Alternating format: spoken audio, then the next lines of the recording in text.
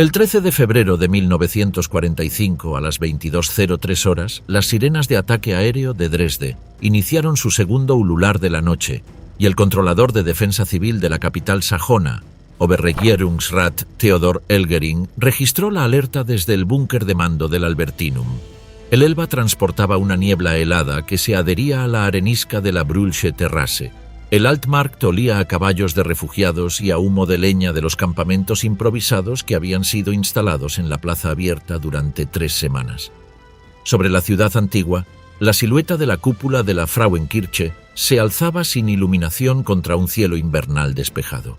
La historia que el mundo de la posguerra heredó sobre esa noche cabe en una frase: un ataque lamentable pero militarmente justificado. Las capas de datos que la frase omite no son oscuras. Están documentadas, están archivadas, han sido legibles para cualquier investigador con acceso a una sala de lectura durante décadas. La población de la ciudad había aumentado en un estimado de 200.000 refugiados por encima de su censo de 1939 de aproximadamente 630.000 civiles que huían del avance del Ejército Rojo en enero de 1945 a través de Silesia y Prusia Oriental. La mayoría dormía en vestíbulos ferroviarios, en gimnasios escolares, en naves de iglesias y al aire libre.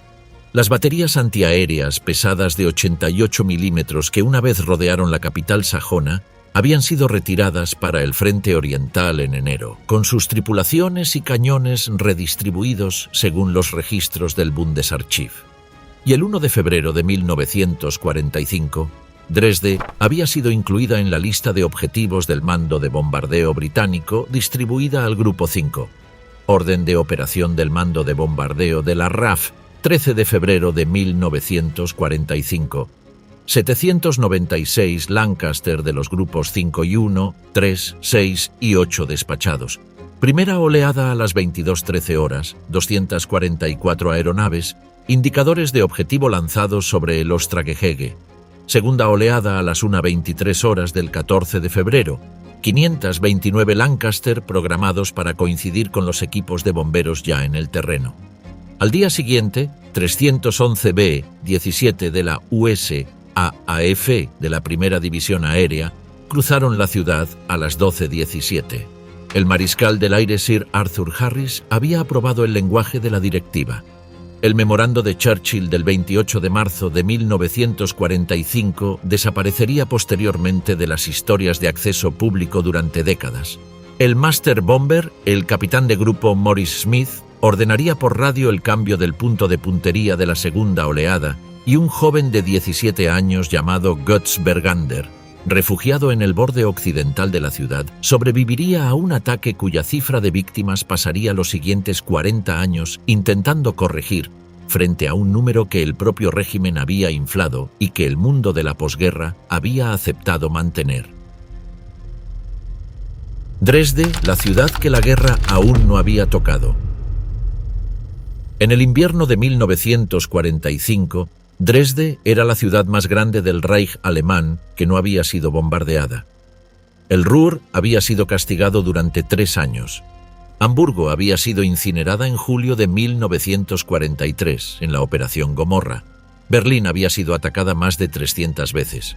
Colonia, Essen, Mannheim, Kassel, Magdeburgo, todas ellas yacían en ruina industrial a comienzos de 1945. Pero Dresde, la capital sajona en 51,05 grados norte y 13,74 este, se encontraba fuera del arco habitual de operaciones de los bombarderos pesados británicos. No había sido una prioridad, no se había considerado que valiera el combustible. La desviación de esfuerzo desde la campaña del Ruhr no era justificable según ningún análisis operativo vigente. Eso cambió a finales de enero. El detonante fue estratégico, no moral. Yalta se acercaba. Los aliados occidentales estaban bajo presión política para demostrar, de manera material y visible, que su poder aéreo estaba asistiendo el avance invernal del Ejército Rojo hacia el este de Alemania. La delegación de enlace soviética solicitó la interdicción aérea aliada de las comunicaciones ferroviarias y por carretera detrás del frente oriental, en el corredor a través del cual la Wehrmacht intentaba reforzar su frente colapsado. Las ciudades del este de Alemania se encontraban a lo largo de esos corredores. El 26 de enero de 1945, el mariscal jefe del aire Sir Charles Portal respaldó la directiva que sería distribuida bajo el nombre operativo Thunderclap. Los objetivos eran ciudades del este de Alemania a lo largo de los corredores de refugiados y ferroviarios: Berlín, Leipzig, Chemnitz, Dresde. El lenguaje de la directiva se conserva en los archivos nacionales del Reino Unido bajo las series AIR-14 y AIR-20 en Kew. Ha sido legible durante décadas. La directiva no está enterrada, está archivada. El dossier de objetivos del Ministerio del Aire británico de diciembre de 1944 ya había catalogado el inventario industrial de Dresde. Las fábricas ópticas Zeiss Ikon en Striesen, que producían instrumentos de precisión para la Wehrmacht. La planta eléctrica Sachsenwerk en Niedersedlitz. El patio de clasificación ferroviaria de Friedrichstadt en 51,06 norte, 13,70 y 1 este, 3 kilómetros al oeste del Altstadt. En el papel, Dresde era un nodo legítimo en la economía de guerra del Reich. En la realidad material era otra cosa.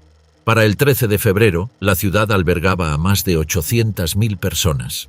La mayoría no eran trabajadores de guerra, eran refugiados del este, en campamentos en el Altmarkt y el Grosser-Garten, refugiándose en sótanos y vestíbulos ferroviarios, esperando trenes que no llegarían. La cobertura de cazas nocturnos, que una vez defendió el espacio aéreo sajón, había sido retirada hacia el norte y el este en enero de 1945, cuando Luftflotte Reich se redistribuyó. La serie RL2 del Bundesarchiv Militärarchiv registra la redistribución en detalle operativo. La artillería antiaérea restante era ligera, dispersa y con poco personal. Para la segunda semana de febrero, la ciudad era materialmente un punto terminal de refugiados indefenso. Nada de esto era desconocido para los planificadores. La inteligencia había sido recopilada. Los resúmenes operativos habían sido leídos. Los mapas de objetivos habían sido impresos en High Wycombe y distribuidos a los cuarteles generales de grupo. El objetivo había sido elegido. La directiva había sido firmada. Las tripulaciones en Coningsby y Waddington habían sido informadas a las 14 horas de la tarde del día 13. Fuera de las salas de instrucción, en el crepúsculo de Lincolnshire, los motores de la primera oleada estaban siendo calentados contra el frío. El combustible había sido cargado. Las bodegas de bombas habían sido cerradas. La orden había pasado por todos los escritorios por los que necesitaba pasar. Ya no quedaba nada entre la directiva en la página y la ciudad bajo la cobertura de nubes. Operación Thunderclap, la orden que vació los aeródromos de Lincolnshire. El 13 de febrero de 1945, a las 17:30 horas, los motores de 244 Lancaster comenzaron su puesta en marcha en aeródromos a lo largo de Lincolnshire y Yorkshire, Coningsby, Waddington, Skellingthorpe, Scampton, Barney, Woodhall Spa. La primera oleada pertenecía al Grupo 5, la fuerza de marcaje de baja altura de élite comandada por el vicemariscal del aire Sir Ralph Cochrane, el mismo grupo que había llevado a cabo los ataques a las presas del Ruhr en mayo de 1943. Las cargas de las aeronaves están registradas en el libro de registro operacional del Grupo 5.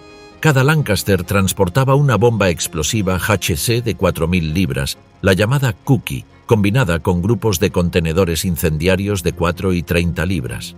La proporción en toda la fuerza era aproximadamente de 1 a 2 por tonelaje, explosivos de alto poder frente a incendiarios. El explosivo abría los techos y destrozaba las ventanas. Los incendiarios hacían el resto.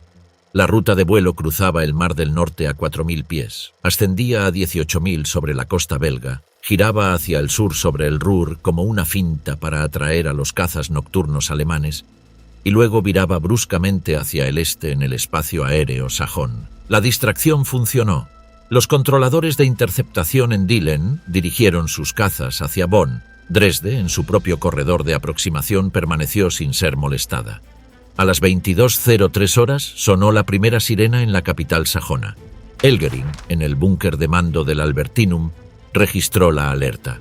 La cobertura de nubes sobre el objetivo era de 4 décimas. La fuerza Pathfinder, operando por delante de la corriente principal, tenía una visión clara de la ciudad. A las 22:13, los indicadores de objetivo descendieron sobre el estadio deportivo de Ostragehege, en la curva noroeste del Elba.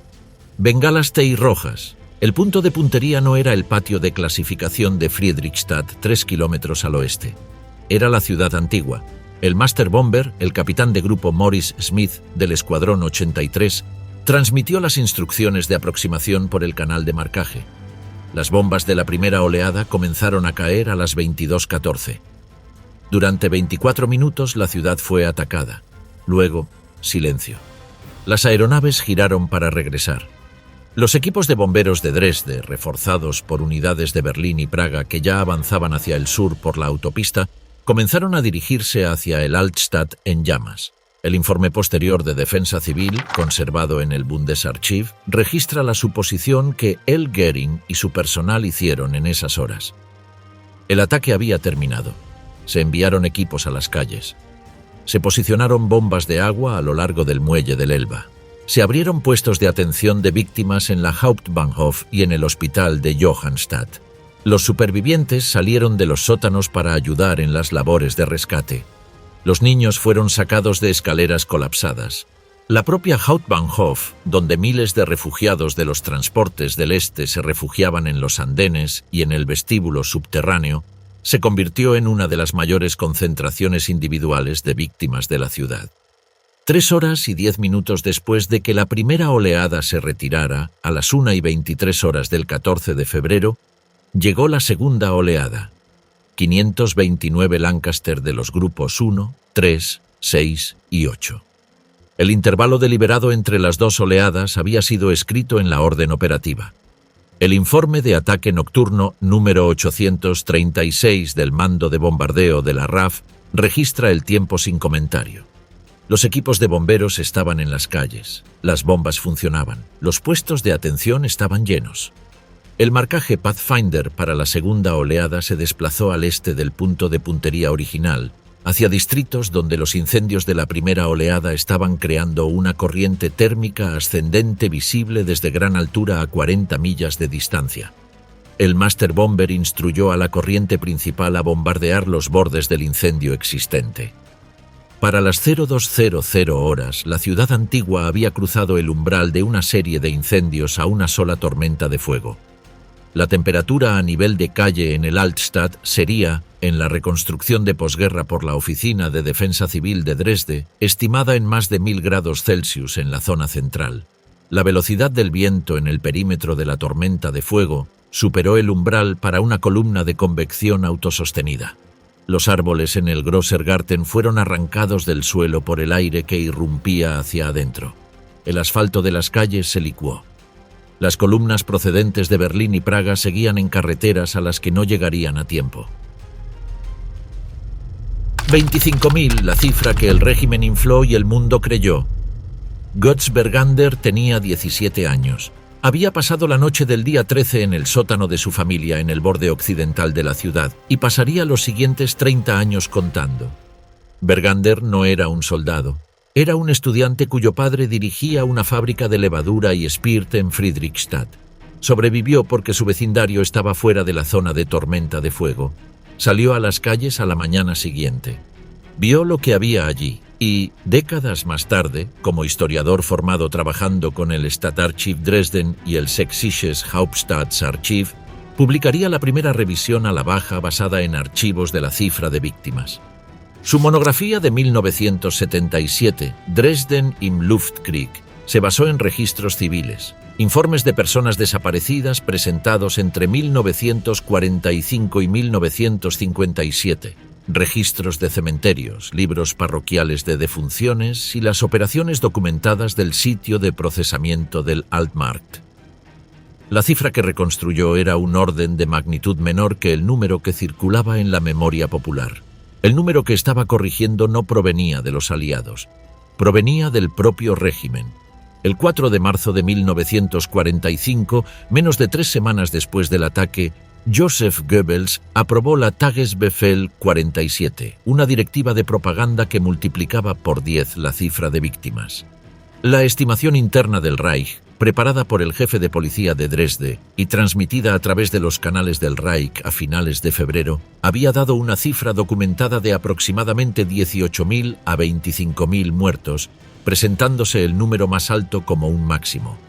Goebbels publicó la cifra como 200.000. El lenguaje de la directiva se conserva en la serie R55 del Bundesarchiv. La entrada del diario de Goebbels del 4 de marzo de 1945, conservada en el Institut für Zeitgeschichte de Múnich, registra el cálculo de su propia mano. La cifra era un arma, diseñada para la prensa neutral en Estocolmo y Ginebra. A finales de febrero, el número inflado había cruzado la línea del frente. Apareció en informes telegráficos suecos, fue recogido en Suiza. Entró en el entorno de prensa aliado sin una cifra de contraste, porque ninguna autoridad aliada estaba preparada para publicar la estimación operativa de víctimas de un ataque que aún se debatía internamente en Londres. La operación del Altmarkt había comenzado el 21 de febrero. Bajo el protocolo vigente de defensa civil, las cifras de víctimas registradas se procesaban en la plaza abierta porque las morgues, iglesias y crematorios de la ciudad habían sido desbordados. El procedimiento se llevó a cabo bajo órdenes vigentes de prevención del tifus, sobre rejillas ferroviarias ensambladas por personal de las SS asignado a la operación desde la administración del campo de Theresienstadt. El Sächsisches Hauptstaatsarchiv conserva la documentación, está archivada, está firmada. Registra lo que el régimen llamó una medida sanitaria y lo que las preparaciones de los juicios de posguerra llamarían algo distinto. El número en los registros del régimen, antes de que Goebbels interviniera en la cifra, ya era conocido por la policía de Dresde. Era aproximadamente 25.000. Esa cifra era el techo documentado. Permanecería como el techo documentado en todas las revisiones archivísticas serias realizadas en los 70 años siguientes. Pero la cifra grabada en la imaginación de posguerra no fue la del jefe de policía, fue la del propagandista. Y aquí está la parte que el consenso de posguerra nunca ha podido explicar.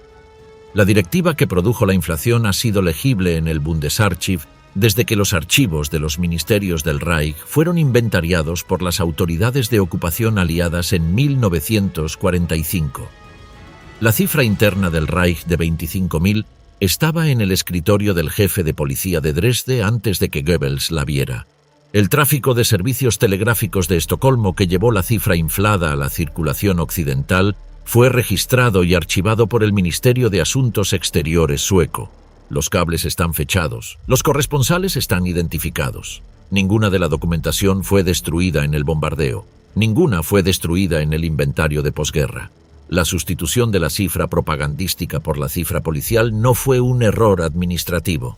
Fue un recurso político, difundido para una audiencia internacional y absorbido por ella antes de que cualquier registro contrario tuviera tiempo de circular.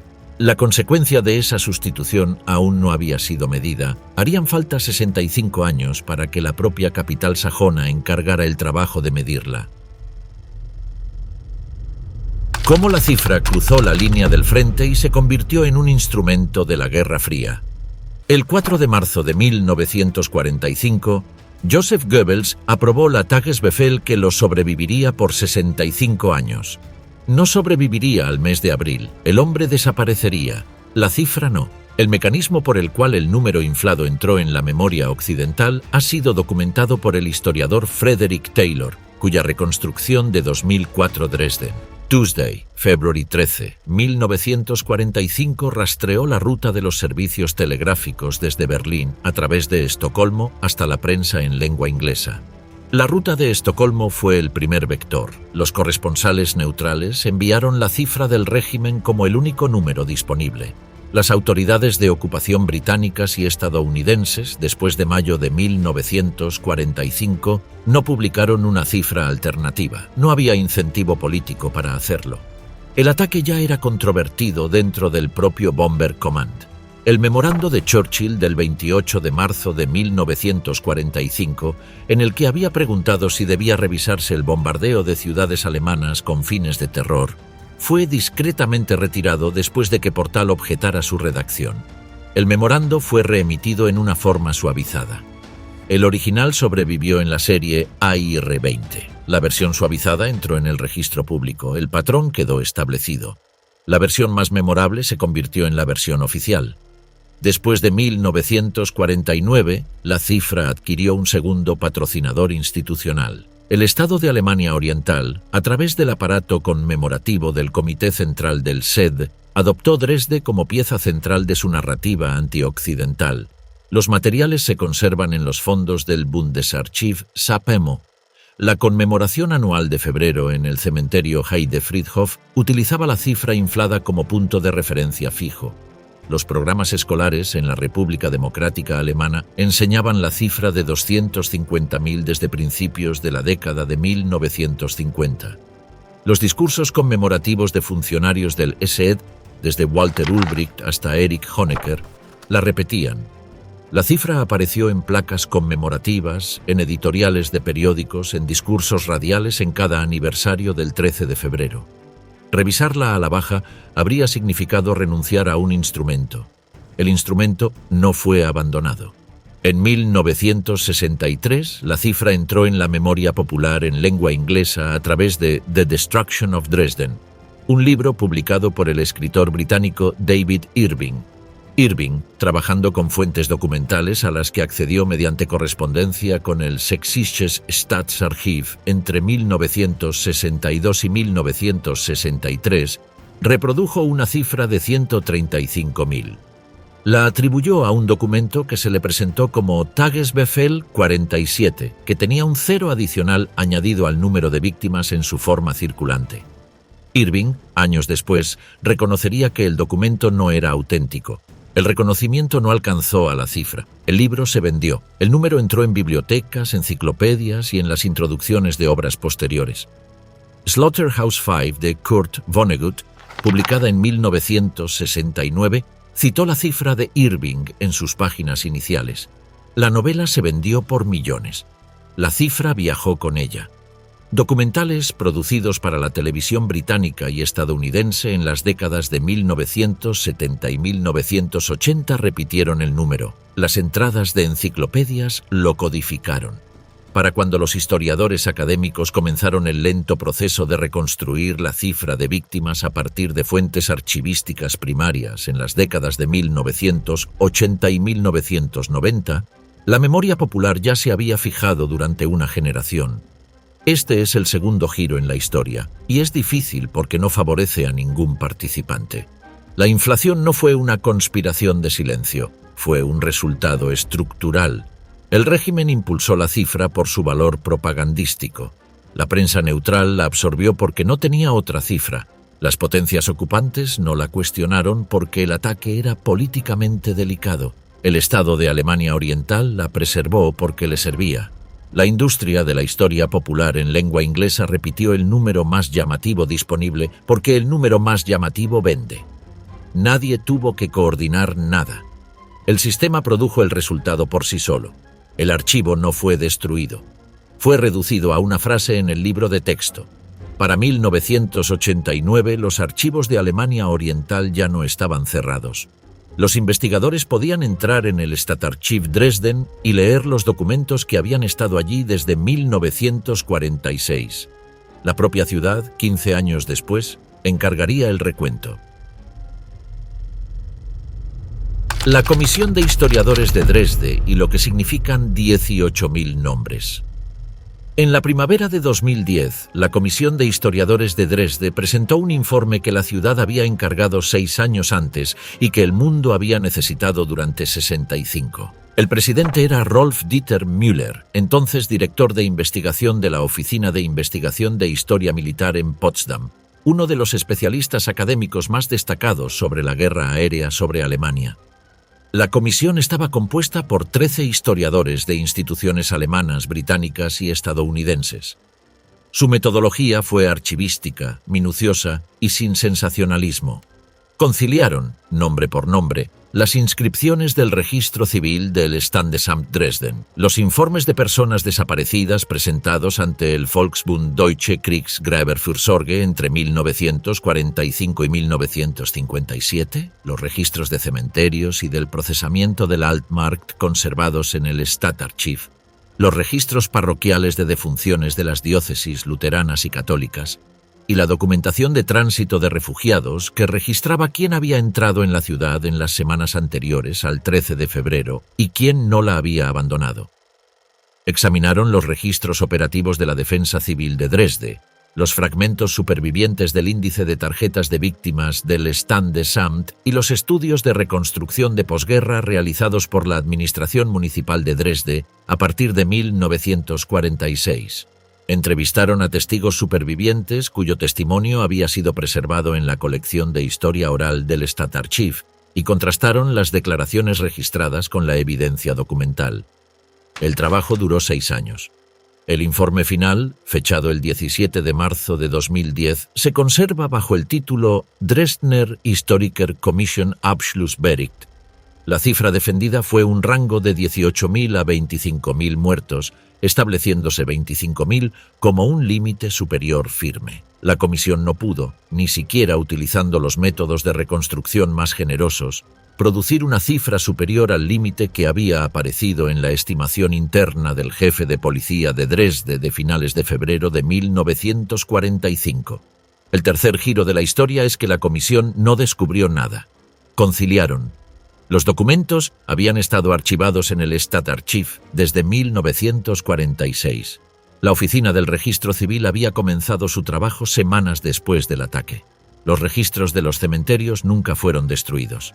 El registro de la operación del Altmarkt se conservó. La base de datos del Volksbund, acumulada desde finales de la década de 1940, había contrastado los informes de personas desaparecidas con muertes confirmadas durante medio siglo. La realidad histórica detallada no ha estado en disputa entre especialistas durante más de una década. Su difusión popular ha ido rezagada. Mientras la comisión trabajaba, la Frauenkirche reconstruida se erguía en el Neumarkt como un proyecto de reconstrucción paralelo. La cúpula fue reconsecrada el 30 de octubre de 2005, tras 15 años de trabajo y más de 180 millones de euros de financiación pública y privada. La reconstrucción utilizó piedras originales catalogadas recuperadas de los escombros después de 1945, complementadas con material nuevo donde el original faltaba o estaba dañado más allá de su reparación. Cada piedra del conjunto catalogado había sido numerada, fotografiada y reinsertada en su posición original cuando era estructuralmente posible. El archivo de reconstrucción de la Frauenkirche Stiftung documenta el procedimiento piedra por piedra. De aproximadamente 3.800 piedras originales recuperadas, unas 3.500 fueron colocadas nuevamente en la estructura en sus posiciones originales documentadas. La cúpula que hoy se alza sobre el Neumarkt es, en su estructura portante, materialmente la misma cúpula que fue destruida en febrero de 1945. También es un edificio diferente porque algunas de las piedras son nuevas. Ambas afirmaciones son ciertas al mismo tiempo. Ambas afirmaciones están documentadas. Götz Bergander murió en 2018 a la edad de 90 años. Había sobrevivido al régimen que produjo la cifra inflada durante 73 años, al sistema de la Guerra Fría que la preservó durante 27 años y a la publicación de su propia monografía durante 41 años. El número que había reconstruido en 1977 era, con ajustes menores en los márgenes, el mismo número que la comisión defendería en 2010. Había estado en lo correcto desde el principio. El historiador había contado. El propagandista había multiplicado. El archivo había conservado el recuento. El Stadtarchiv en la esquina de Elisabeth Boer Strasse conserva las tarjetas índice. Hay decenas de miles de ellas. Cada una contiene un nombre, una fecha, una dirección y una anotación del documento fuente que confirmó la entrada. Cada nombre está archivado en los registros que la comisión utilizó para establecer el límite. Al atardecer de marzo, la cúpula de la Frauenkirche reconstruida capta la última luz sobre el Neumarkt y la cifra de 25.000 se mantiene en el aire sobre la plaza como un límite documentado, ni reducido por una disculpa aliada, ni elevado por la propaganda del régimen, ni suavizado por la utilidad política de la Guerra Fría, ni inflado por la preferencia de la historia popular por el número más llamativo disponible. El diario de Víctor Klemperer, el profesor de lenguas romances que sobrevivió a la guerra en Dresde bajo la persecución del régimen, registra su entrada del 13 de febrero y los días que siguieron.